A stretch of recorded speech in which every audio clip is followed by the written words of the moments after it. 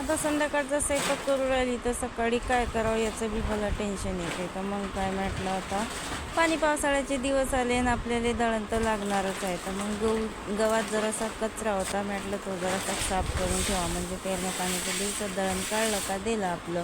तर मस्त असे गहू काढले होते, मग मी दरवाज्यात नेऊन ठेवले आणि बाहेर आणले. मस्त अशी ताडपत्री घेतली आणि आता गहू गावायचे होते फक्त.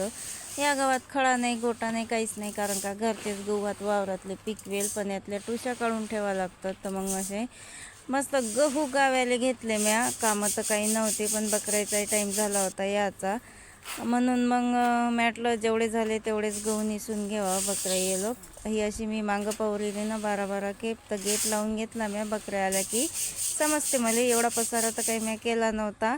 बकऱ्या जर आपल्याला गेटातून त्याचे पाय दिसले तर मग सगळा पसारा घरात नेता येते. मायाचीत म्हणजे देवडात आणि चित खेट्टात असंच काम झालं होतं आज. आणि एक टोपलं गाऊन झालं होतं, तर आता ही बाहेर घरात नेऊन ठेवावं लागते, कारण एक खट्ट्यात काही नेता येत नाही उचलून एवढं मोठं वजन. आई मस्त बसून मला पाहू राहिली.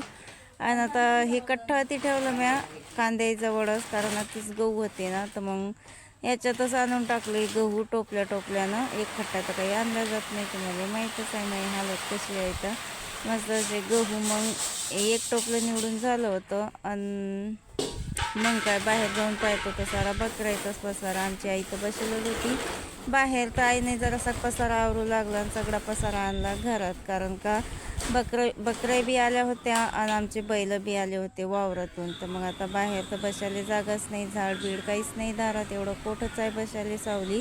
तर बकरं बांधून घेतल्या. चला तर मग भेटूया पुढच्या ब्लॉगमध्ये.